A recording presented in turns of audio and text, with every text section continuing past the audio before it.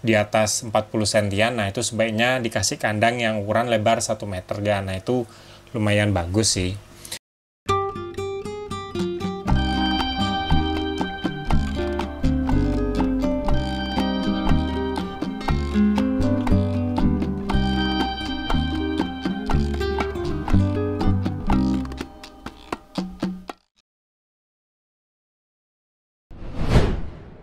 Halo, jumpa lagi dengan saya Diko di Sawan Sayangi Hewan. Hari ini saya ingin menjawab 2 komen Agan yang menarik ya Gan. Ini yang pertama, @Joshua Asli 6168. Dia nanya, aku baru beli kadal Panana beberapa hari yang lalu. 1 hari ini tidak mau makan. Panana Halmahera juvenil, mudah-mudahan mau makan lagi. Yang kedua, Kakal 9870. Dia nanya, Bang, kadal Panana saya ekornya bercabang 3, nemu baru 2 harian, dikasih makan nggak mau. Solusinya Bang, makasih sebelumnya.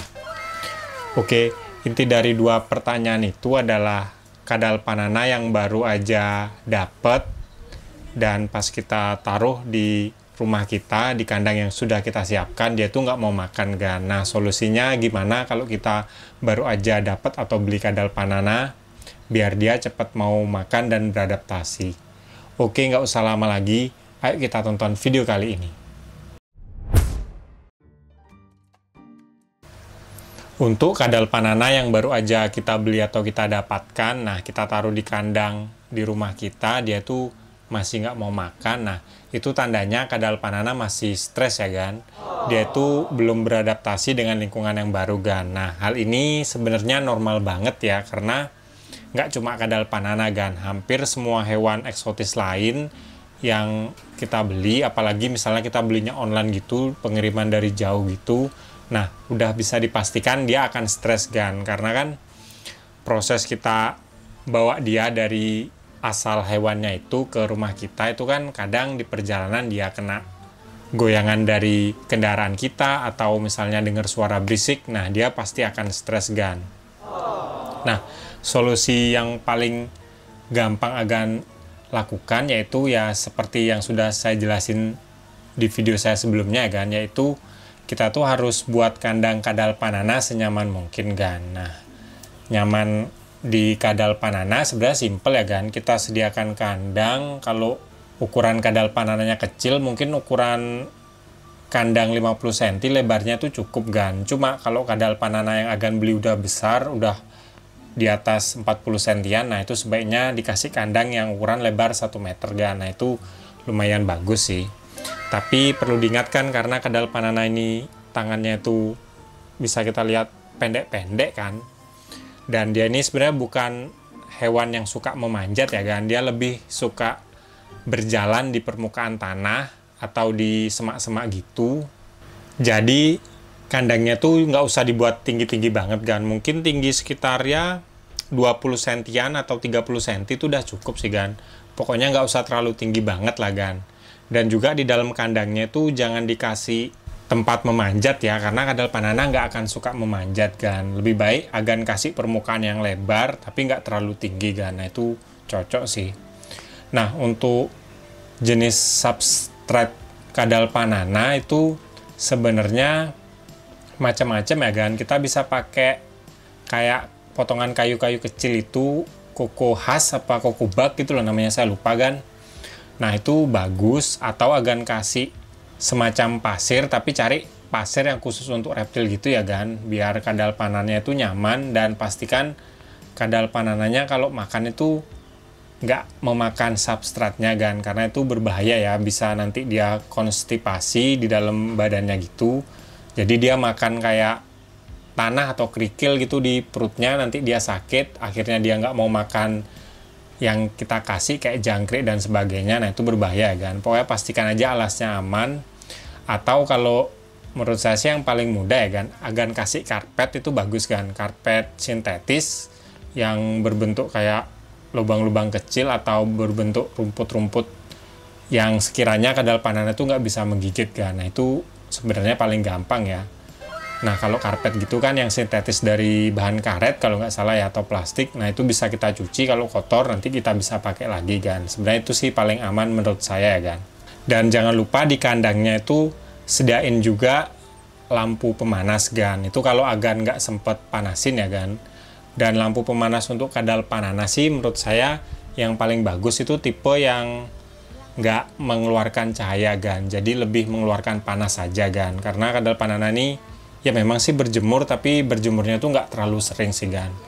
Atau kalau agan nggak mau ngasih lampu pemanas, itu juga nggak apa-apa sih, asal agan rajin jemur kan. Kalau jemur sih biasanya kalau saya saranin ya seminggu 3 kali itu bagus sih kan. Kita jemur di matahari pagi ya mungkin sekitar 10 menitan, atau sampai kadal panananya dari pas kita jemur di matahari dia diem sampai dia kayak nggak nyaman atau kayak mau kabur gitu kan. Itu berarti dia udah kepanasan atau mulutnya mangap. Nah itu juga tanda-tanda kadal panana sudah kepanasan kan. Dan selanjutnya itu jangan lupa juga agan kasih di dalam kandangnya itu hiding spot gitu ya kan, biar kadal panananya itu bisa sembunyi.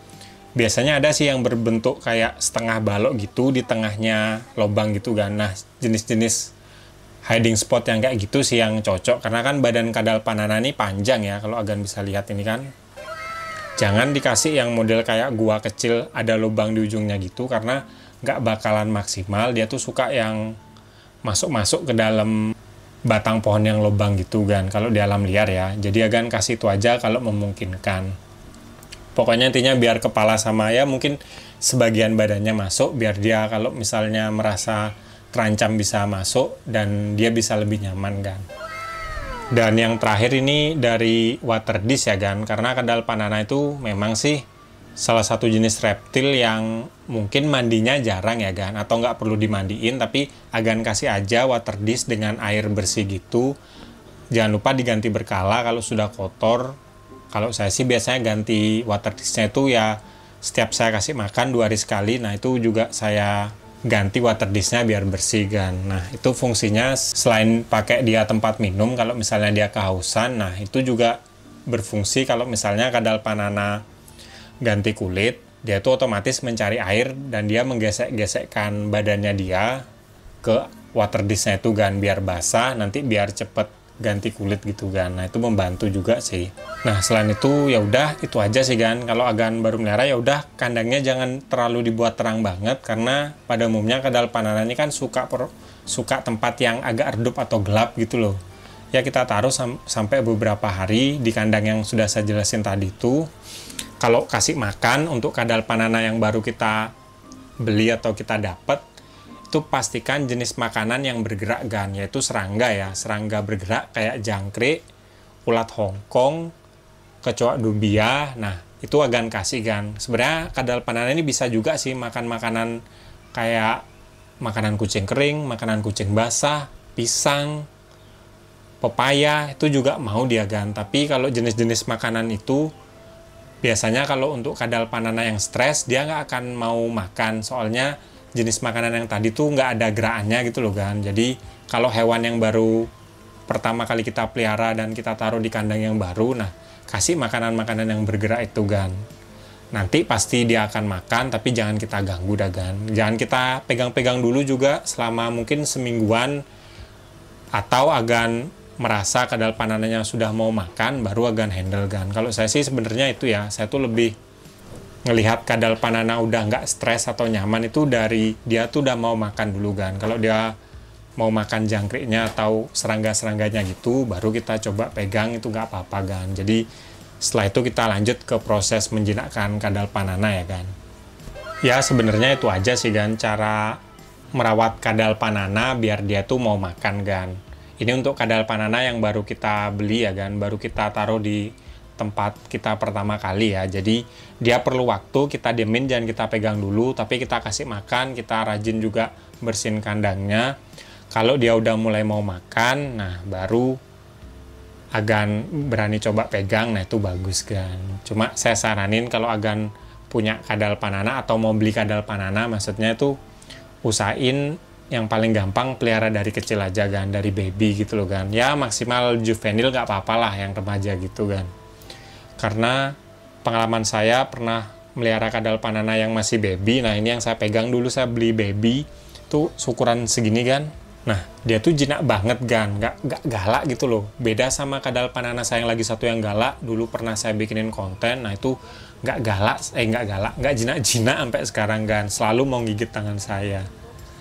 Nah, itu pengalaman sih. Makanya kalau saya sih ditanya, misalnya saya pengen beli kadal panana lagi ya, saya pasti akan 100% beli yang masih baby dan hasil ternakan kan. Ya memang harganya mungkin akan lebih mahal dari kadal panana yang udah dewasa yang hasil tangkapan liar gitu kan. Cuma akan lebih gampang selanjutnya kita melihara kalau hasil ternakan kan. Itu aja sih intinya kan. Oke, mungkin sekian dulu video di saya hari ini. Kalau Agan suka sama video ini, jangan lupa like dan juga subscribe.